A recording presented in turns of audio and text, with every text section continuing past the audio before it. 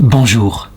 Être un second, c'est-à-dire un collaborateur, ne pas être le premier, eh bien c'est une vocation particulière où le Seigneur parfois peut nous mettre, et l'une des qualités que la charité chrétienne implique quand on est ainsi un second, c'est sans doute la loyauté. La loyauté, ce n'est pas n'importe quoi, ça consiste à être présent, quoi qu'il arrive, mais attention, tout de même, c'est une vocation chrétienne. Ça veut dire qu'on n'est pas loyal lorsque l'autre entre par exemple dans un péché, mais on est loyal lorsque l'autre par exemple est persécuté. On le voit bien dans l'amitié, très souvent, quand quelqu'un qui est le supérieur est lâché par ceux qui sont responsables au-dessus de lui, il peut compter ses amis. Il voit bien que très peu de gens sont fidèles. Eh bien, la vie que je voudrais raconter ici est celle du bienheureux Pierre Cassani, un extraordinaire second. Il fut le second de 2 saints canonisés. Ce n'est pas rien dans une vie. C'est véritablement quelque chose de fantastique. Son comportement a été si loyal, si dévoué, mais aussi efficace, parce que c'est une autre qualité d'un excellent second, qu'on peut presque le considérer comme l'un des cofondateurs des écoles catholiques, les écoles Pie, qui existèrent un siècle avant. Les fameuses écoles des frères des écoles chrétiennes, fondées par saint Jean-Baptiste de La Salle, eh bien, les écoles Pie, fondées en Italie, c'est-à-dire les écoles pieuses, ont été fondées bien avant. Voici donc la vie de ce petit Pietro Cassani, né en 1572, du côté de la ville de Lucques, qui se situe ici, en Italie, Italie centrale. Sa famille était pieuse et riche, son père était d'ancienne noblesse italienne, sa maman était pleine d'amour et de tendresse, et ce qui marqua beaucoup le petit Pierre, ce fut justement la mort de sa mère, une mort pleine de sainteté. Elle était morte véritablement en lui laissant un parfum de ce qui valait le coup, ce qui était supérieur à tout, c'était la recherche de Dieu.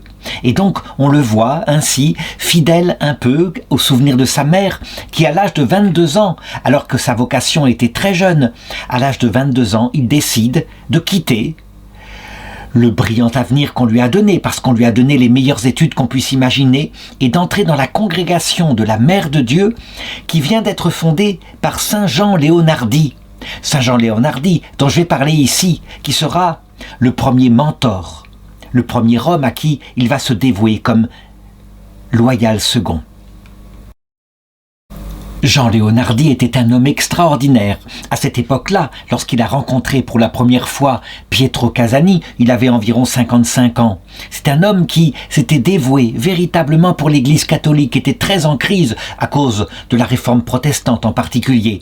Et son zèle, son amour pour Dieu, sa fréquentation de tous les saints de l'époque, Saint Camille de Lellis, Saint Louis de Gonzague, Joseph Calasanz, dont je vais parler tout à l'heure, le fondateur des écoles Pie, avait fait qu'à un moment donné, parce qu'il y avait des protestants dans le nord de l'Italie, il avait fini par être éjecté de la République de Lucques. Son idée à lui, fidèle au Concile de Trente, était de prêcher la plénitude du catholicisme, de le prêcher à tous les hommes en particulier, et d'être capable de faire des débats avec les protestants, qui du coup, avec ses arguments puissants, n'arrivaient pas à lui répondre. On peut dire que Saint Jean Leonardi est l'un des fondateurs du collège pontifical de la propaganda fide, c'est-à-dire la propagande de la foi, l'évangélisation, non seulement à l'intérieur de l'Italie, mais dans le monde entier. Il va trouver dans ce jeune homme qui le rejoint à 22 ans, un homme extraordinairement fidèle et surtout qui présente toutes les qualités pour être un second. C'est ainsi, quand on est un fondateur avec forcément un caractère de meneur, il faut un second qui soit là, qui soit, je dirais, un peu comme dans une meute finalement, une meute d'un traîneau, qui tire un traîneau.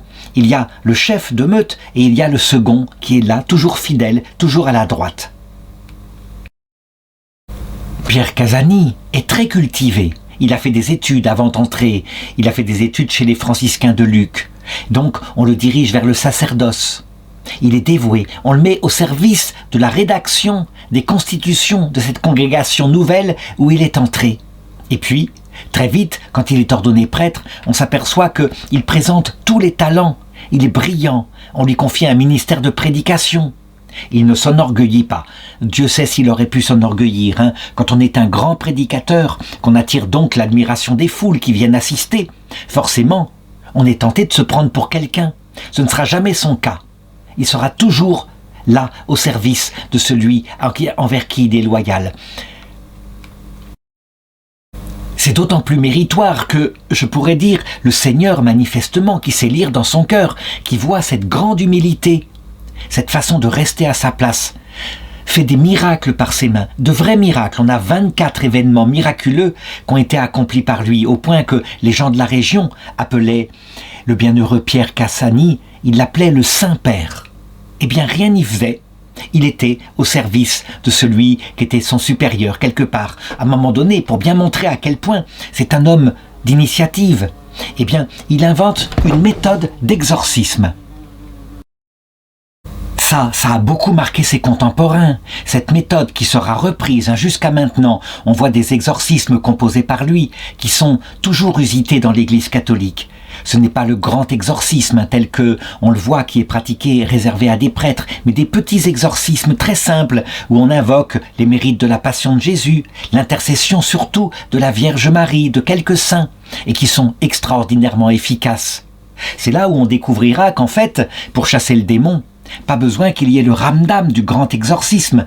Quelquefois, quand il y a quelqu'un qui se montre humble, obéissant, alors le démon fuit. Il ne supporte pas.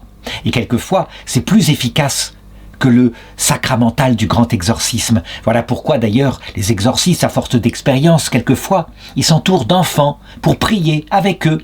Et c'est la prière des enfants qui quelquefois chasse le démon. En tout cas, il va rester dans cette communauté consacrée à la Mère de Dieu pendant 23 ans comme bon second de Jean Leonardi, et à sa mort en 1609, il a tout simplement 37 ans. C'est évidemment un choc important. Et pour lui, qui se retrouve un peu quelque part le responsable de la communauté qu'il avait fondée, eh bien, une idée lui vient. Il y a au même moment, vers 1614, il y a au même moment une autre communauté ayant une finalité un peu différente, fondée par un certain père Joseph Calazans. Joseph Calazans, lui, est particulièrement touché par les enfants qui ne vont pas à l'école, dont personne ne s'occupe. Les enfants pauvres en particulier, personne ne leur donne un enseignement quelconque. En général, ce sont les familles riches, elles prennent un précepteur qu'elles peuvent payer. Quelquefois, le précepteur est chargé de 2-3 enfants. Mais là, comment s'occuper des enfants qui n'ont pas d'argent? Et donc, il a l'idée, ce Joseph Calazans, de fonder une sorte de communauté et des écoles gratuites au service des plus pauvres. On peut le dire, c'est lui finalement, et ce n'est pas Saint Jean-Baptiste de la Salle qui va avoir l'idée de réunir ses enfants dans des classes. On leur apprend à lire, à écrire, mais on leur donne aussi une éducation complète. L'hygiène, par exemple, c'est très important, mais aussi la connaissance de Dieu. Ce sont donc des écoles catholiques, mais qui sont publiques, gratuites, qu'il a fondées avec sa congrégation. Pierre Cassani, qui a appris à rencontrer Joseph Calazans, ne serait-ce que par les rencontres qu'il avait avec Jean Leonardi, il lui suggère pourquoi ne pas fusionner les deux communautés. Elles n'ont pas le même objet, évidemment, mais finalement, elles ne servent qu'à servir Dieu. Et donc, l'idée paraît très juste. Et Joseph Calazans va en parler au pape de l'époque. Le pape s'appelle Paul V. Et le pape de l'époque trouve l'idée à peu très judicieuse. Il faut dire qu'il se fonde là, dans le grand courant de la réforme venant du Concile de Trente, il se fonde pas mal de communautés qui quelquefois sont redondantes. Et les papes, parfois, quand ils voient qu'il faut à chaque fois composer des constitutions, le droit canon l'exige, eh bien, ils essayent de rationaliser les choses et ils favorisent l'unité entre ces communautés. Et donc c'est ainsi que le père Cassani va permettre la fusion des deux communautés en une seule, et ça devient finalement la congrégation de la Vierge Marie et des écoles Pie. Je l'ai dit, l'idée paraît comme ça sur le papier judicieuse, et à un moment donné dans sa pastorale, l'Église va finir par renoncer à ça. C'est très clair. Quelquefois, même deux congrégations ayant exactement la même finalité, mais portées par deux religieux ou deux religieuses ayant ce charisme de direction, il ne vaut mieux pas les faire fusionner. Un peu comme si on disait, il ne faut pas deux coqs dans une même basse-cour, et il ne faut pas deux personnes qui sont un peu des mâles alpha ou des femelles dirigeantes dans la même congrégation. Quelquefois, il vaut mieux être diversifié, et de plus, ça démultiplie le charisme, ça démultiplie les entrées. Là, il va se passer à peu près la même chose, et ce n'est pas du tout de la faute de Pierre Casani. Lui, au contraire, il devient un excellent second pour ce qui est de Joseph Calazans. Mais ça vient des autres frères de sa communauté qui disent au bout d'un certain temps, nous sommes fidèles à notre fondateur, Jean Leonardi, qui lui voulait une congrégation sacerdotale au service de tous les apostolats.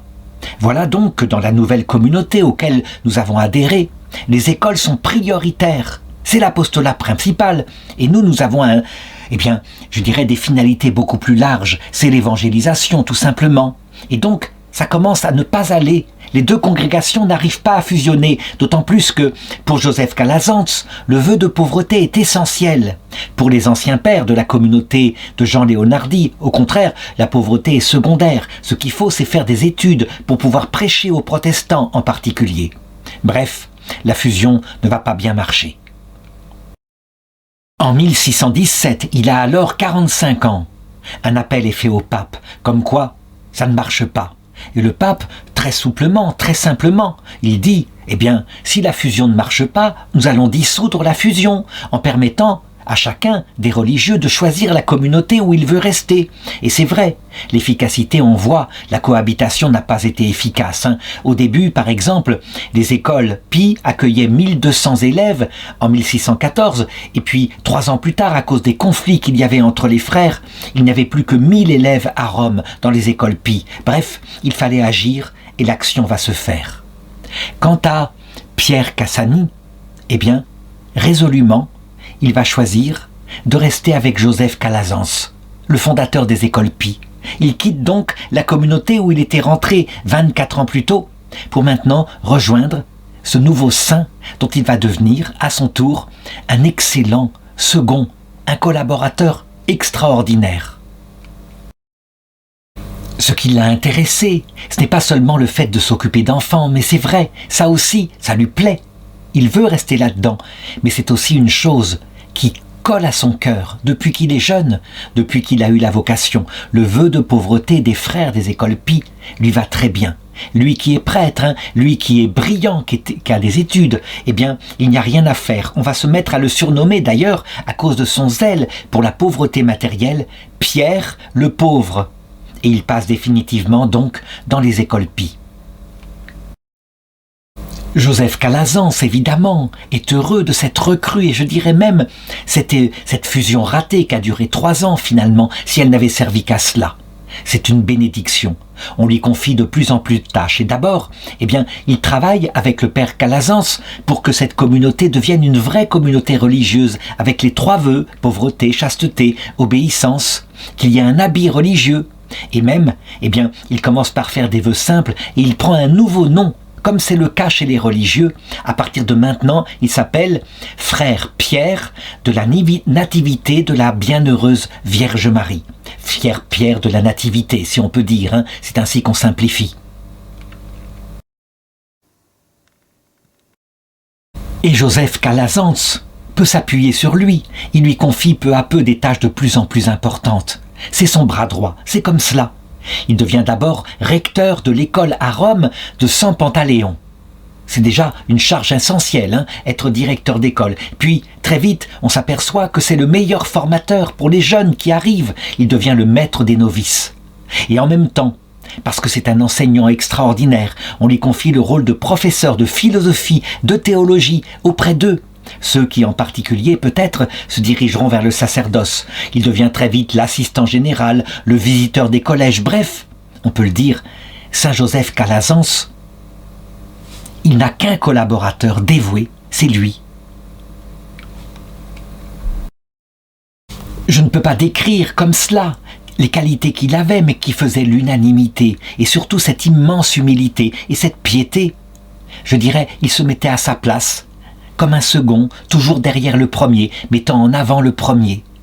Bref, c'est l'homme qu'on souhaiterait avoir quand on fonde n'importe quelle entreprise. Et là, Eh bien, saint Joseph Calazans l'avait trouvé.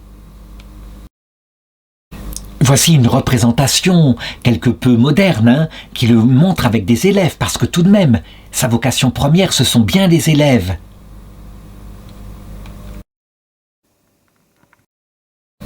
Mais pour bien vérifier qui il est profondément, très souvent, il faut qu'il y ait l'épreuve. Souvent l'épreuve, c'est un peu comme le feu, et on passe de l'or au feu, et il sort de cet or la révélation de savoir si c'est vraiment de l'or ou si à l'intérieur il n'y a pas mélangé un métal qui est autre chose, comme du plomb par exemple. L'épreuve, elle va vite arriver. La première chose, c'est quand à un moment donné, on lui confie une fondation en Sicile. La Sicile, c'est tout au bout de l'Italie, au bout du pied, c'est cette île particulière. Et là-bas, en Sicile, il y a une école de jésuites qui s'est fondée.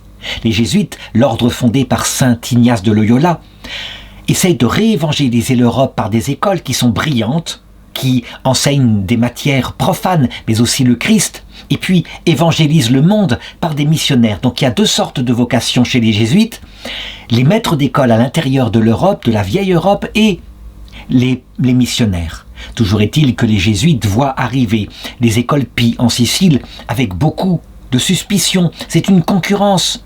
Déjà qu'eux ont du mal à s'en sortir, ils viennent de fonder. Ils estiment que c'est une concurrence déloyale. Et donc, manifestement, le conflit augmente. Et c'est une grande déception pour lui. Cette fondation en Sicile ne marche pas. Ils sont obligés de partir. Et tout est transféré sur le continent, donc dans la ville de Naples, qui est au sud de l'Italie, au pied du volcan Vésuve. Là encore, si ça a été une déception, c'est tout de même une bonne décision. Ça ne sert à rien d'être deux sur le même terrain. L'église est assez grande. Il y a plein de villages, comme disait Jésus, dont vous ne ferez pas le tour avant mon retour. Et donc, là, il travaille cette fois à Naples, dans une grande liberté. Il devient le recteur de la Casa della Duchessa, fondée par saint Joseph Calazans, et la fécondité, parce que son rôle est magnifique. Sa proximité envers les religieux, envers les élèves, envers les parents, envers tous les gens est si grande que c'est un véritable succès. Les vocations se multiplient, pour bien le montrer. On dit que rien qu'à cause de sa présence à Naples, il va y avoir 57 vocations de religieux piaristes. L'école grandit au bout d'un certain temps avec les 30 religieux dont il est responsable, qui sont professeurs. 600 élèves fréquentent l'école.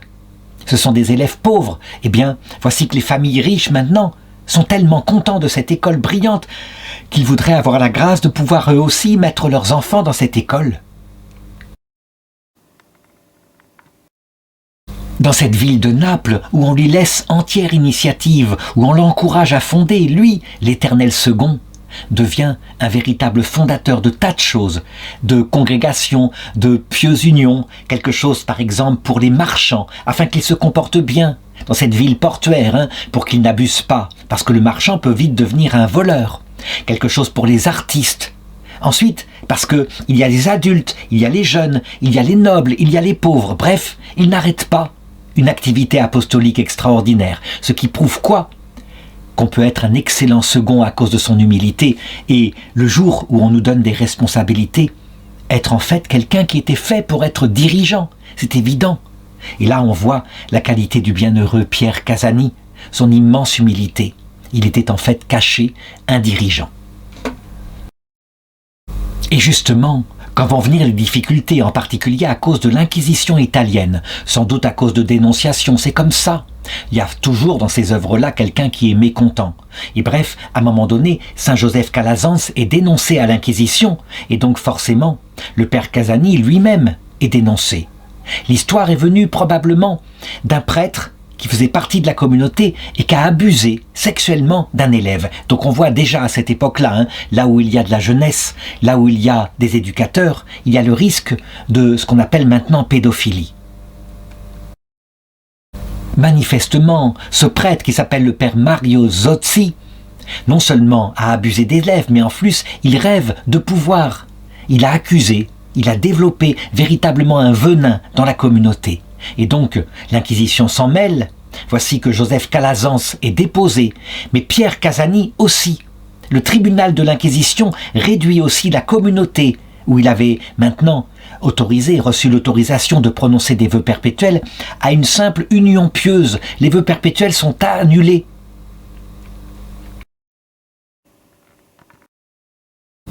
Ce sont des véritables humiliations. On dirait que les inquisiteurs, ayant trop de pouvoir, eh bien, ils en abusent aussi. Ce qu'on appelle l'abus clérical, dont on parle beaucoup à l'époque où je fais cette vidéo, eh bien, là, véritablement, on voit que c'est vrai. Le pape Benoît XVI, je me rappelle, avait lancé un proverbe qui est tout à fait réel. Souvent, les saints sont ceux qui, persécutés par la génération précédente, sont canonisés par la génération suivante. Eh bien, dans toute cette affaire, il fera même de la prison à un moment donné, par l'Inquisition. On le voit, on voit toujours cette profonde humilité. Il accepte les choses, les peines, telles qu'elles viennent, il les accepte avec sérénité. Voici une chose qu'il dira à cette époque-là. C'est peut-être la seule citation que j'ai trouvée de lui, mais je crois qu'elle signifie véritablement qui il est. C'est tout simple comme citation, mais c'est typiquement lui. La constance et la prière peuvent apporter beaucoup. La constance et la prière.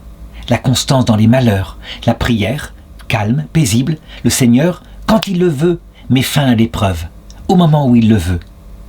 Alors là, quand on est dans cet état d'esprit, vraiment, quelles que soient les tempêtes qui peuvent nous atteindre, c'est vrai, on garde la paix, et ça va être son cas.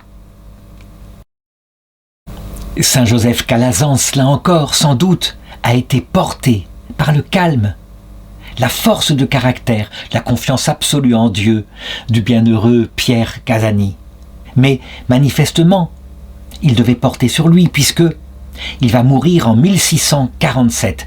Il est tout de même âgé, 75 ans à cette époque-là, ce n'est pas n'importe quoi, mais il est assisté par celui qu'il a toujours assisté. C'est lui qui va lui donner tous les sacrements, les 3 sacrements qu'accompagne un mourant. L'absolution pour les péchés, l'extrême-onction et l'Eucharistie. Saint Joseph Calazans est profondément désolé d'avoir perdu un tel second, et aussi dans les 10 mois qui vont lui rester à vivre sur la terre, puisqu'il va mourir en 1648, eh bien il va passer son temps à lancer des lettres pour indiquer, pour raconter à quel point ce second était absolument merveilleux, unique, au point d'ailleurs que ces lettres serviront beaucoup plus tard pour sa cause en béatification. Cependant, pour le moment, cet éternel second est peu à peu oublié, parce que Joseph Calazans meurt 10 mois plus tard.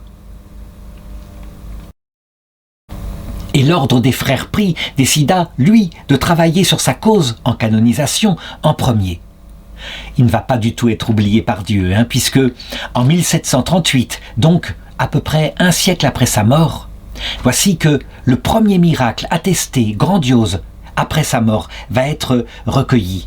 À savoir, ça se passe en Hongrie, à Szeged, où les piaristes avaient un collège depuis 1720, où une femme qui mourait à l'hôpital a une idée. Tout d'un coup, ne voulant pas partir, ayant des enfants à élever, elle fait une prière au père Casani, dont elle avait entendu parler, mais qui était un Italien, donc qu'elle n'avait pas connu du tout. Elle fait cette prière et vraiment, instantanément, elle est guérie de sa maladie, elle peut se relever. L'image du père Casani a obtenu sa guérison. Cela va donner lieu véritablement dans l'ordre des frères Pie, au fait de s'occuper de son sort, de lancer éventuellement son procès canonique qui aboutira, 250 ans plus tard, il sera béatifié par le pape Jean-Paul II qui, lui, un peu comme un rhinocéros dans un magasin de porcelaine, va secouer un peu cette congrégation de la cause des saints en leur demandant d'agir un peu plus vite. Et donc il sera béatifié le 1er octobre de cette année 1995. Le pape Jean-Paul II, énergique, voulut lui-même prononcer l'homélie pour raconter sa vie le jour de sa béatification. On attend maintenant qu'un tel second si humble, modèle extraordinaire pour tous ceux qui sont les collaborateurs de quelqu'un qui est leur chef, on attend que le Seigneur fasse un deuxième miracle pour un jour sa canonisation, pour qu'il soit donné comme modèle à l'Église universelle.